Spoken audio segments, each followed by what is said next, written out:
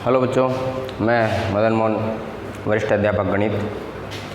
तो बच्चों, अपन आज प्रश्नावली 2.1 के प्रश्न करते हैं। उससे पहले अपन ने इसकी प्रश्नावली 2 बहुपद के बारे में सारी परिभाषाएं, उसकी बेसिक जानकारी, बहुपद, उसको बहुपद के शुरुआत से अपन ने एक वीडियो बनाया है, इससे पहले वाला परिचय वाला, उसमें सारी चीज़ें बता दी है। और उसके आगे अपन 2.1 के सवाल करते हैं। तो प्रश्नावली 2.1 में एक सवाल है, एक सवाल में ये 6 सवाल दिए हुए हैं, तो इनको अपन को हल करना है। तो सवाल नंबर 1 है कि किसी बहुपद px के लिए y बराबर px का ग्राफ नीचे आकृतियों में दिया है। प्रत्येक स्थिति में px के शून्यांकों की संख्या ज्ञात करनी है। तो बच्चों, इसमें अपन को मैंने जब थ्योरी लिखाई थी इसकी, तो उस टाइम पे भी कहा था कि ये एक लाइन हमें बहुत काम आएगी।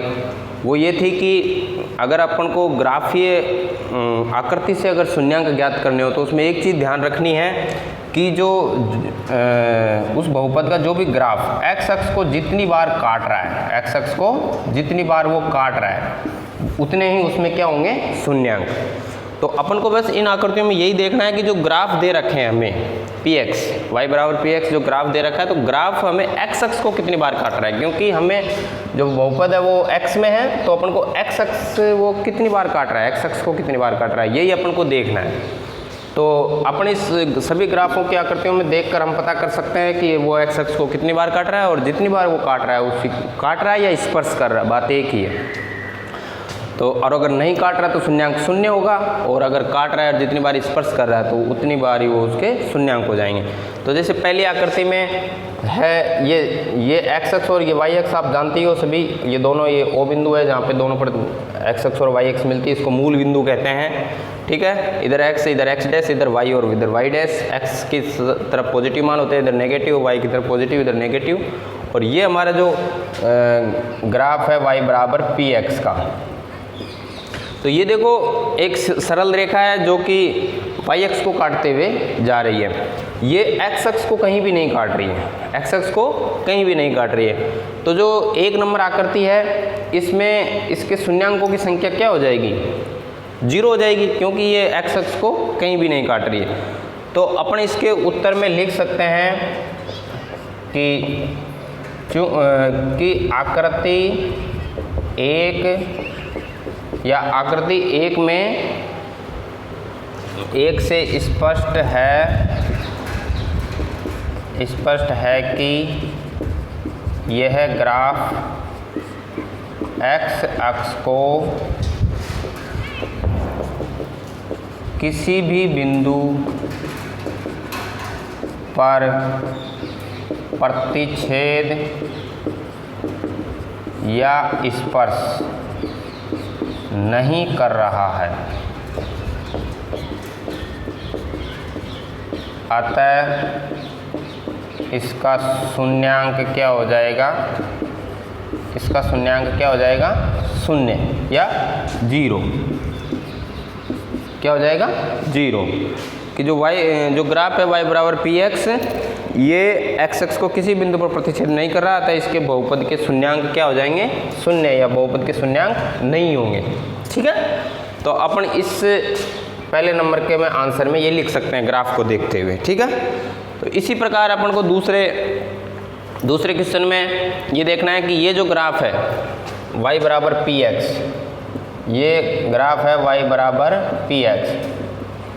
तो ये देखो, ये यहाँ से चल के ये यहाँ पर a बिंदु पर काट रहा है, एक बिंदु पर x अक्ष को काट रहा है, बाकी बाकी वाले y अक्ष पे काट रहा है। तो एक ही बिंदु पर x अक्ष को काट रहा है। तो इसमें भी अपन इसका उत्तर क्या लिख देंगे कि इसके शून्यांकों की संख्या क्या हो जाएगी, 1।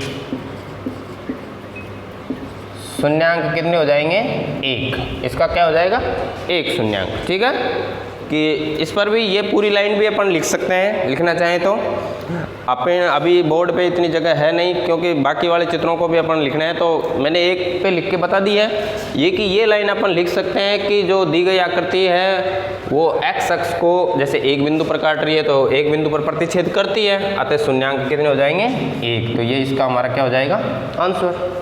ठीक है, इसी प्रकार तीसरी आकृति में, ये तीसरे नंबर की आकृति है, तो तीसरे नंबर की आकृति में भी देखो ये ग्राफ दिया हुआ है हमें y बराबर पी एक्स का ग्राफ दिया हुआ है, और इसको अपन को देखना है कि x अक्ष पर कितनी बार काट रहा है। तो देखो ये यहाँ से चलता है, तो एक तो A बिंदु पर काट रहा है, फिर आगे चल के ये B बिंदु पर और ये C बिंदु पर, 3 बिंदुओं पर काट रहा है। तो 3 बिंदुओं पर काट रहा है, तो इसके शून्यांक कितने हो जाएंगे, शून्यांक हो जाएंगे इसके शून्यांक 1, 2 और 3 शून्यांक हो जाएंगे। कितने हो जाएंगे, 3। ये कि ये भाषा वहाँ पर भी लिखकर और लास्ट में अपन कह सकते हैं कि उसके शून्यांक कितने हो जाएंगे, 3। ठीक है, तो अपन बहुत ही आसान तरीके से अपन इसके शून्यांक ज्ञात कर सकते हैं। सेम चौथी आकृति है जिसमें कि x अक्ष और y अक्ष, और ये हमारा ग्राफ है y बराबर पी एक्स।